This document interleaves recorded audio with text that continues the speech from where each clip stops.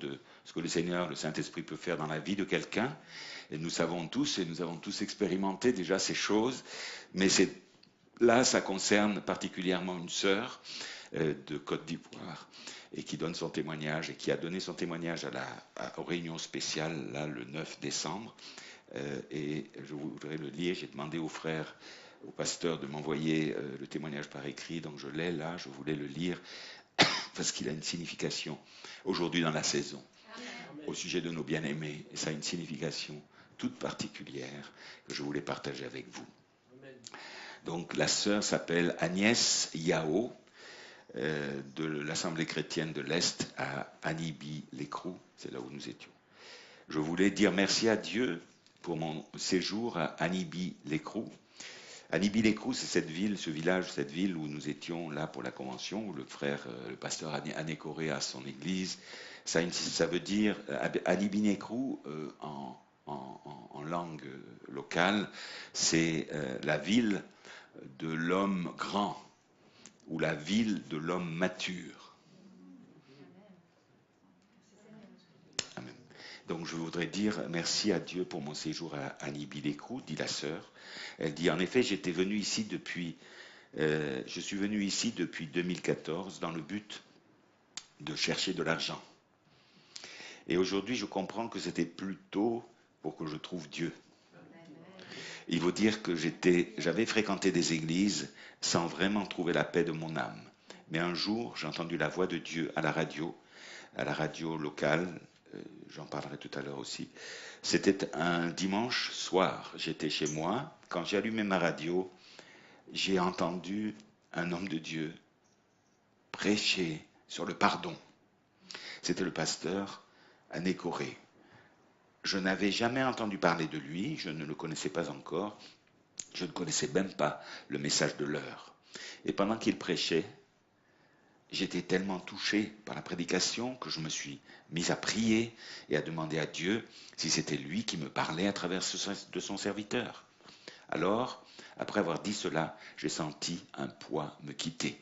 J'ai commencé à me sentir libre de toutes les rancunes que j'avais dans mon cœur et de toute haine que j'avais contre mon père à cause de ce qu'il nous a fait à ma mère et à moi.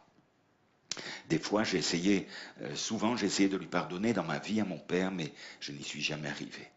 Cette haine était dans mon cœur depuis l'âge de 9 ans, et cela faisait 32 ans de haine et de rancœur contre mon père qui habitait en moi.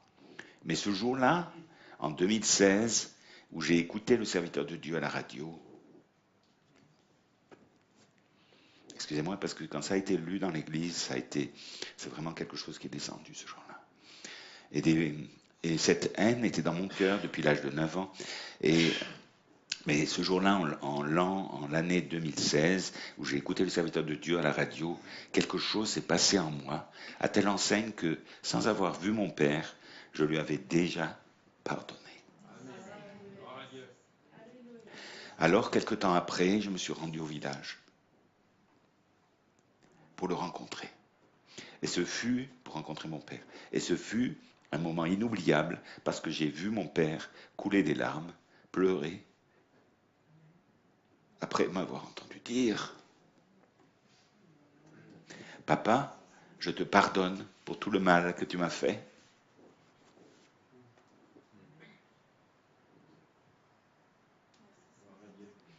Et je te demande aussi pardon pour toutes les fois où j'ai eu à te manquer de respect.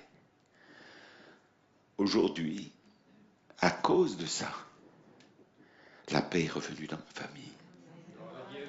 Jésus-Christ a changé la vie.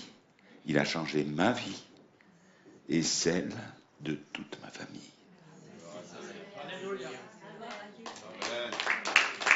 C'est pour cela, amen, c'est pour cela que je voudrais remercier le Seigneur pour l'œuvre accomplie dans ma vie à travers de son serviteur, le pasteur Anécoré. Que Dieu vous bénisse tous.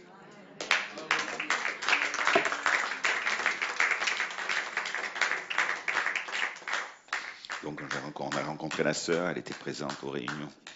Et vraiment, il y a eu un changement il y a eu quelque chose, on voit une véritable chrétienne née de nouveau et qui a vraiment eu une expérience avec le Saint-Esprit, et qui a ainsi, juste à travers le pardon qu'elle a pu donner à son père, pour des causes que j'ignore, que nous ignorons, mais c'est pas ça qui est important.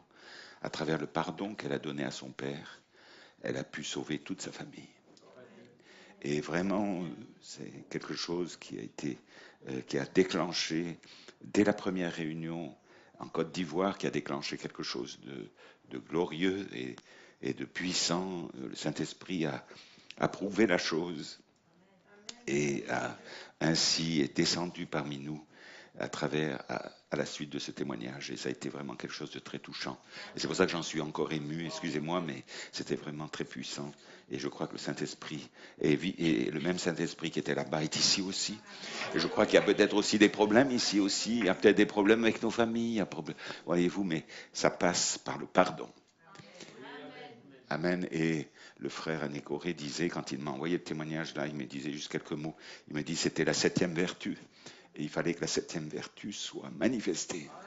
Et je crois que la 7e vertu aussi chez nous va être manifestée.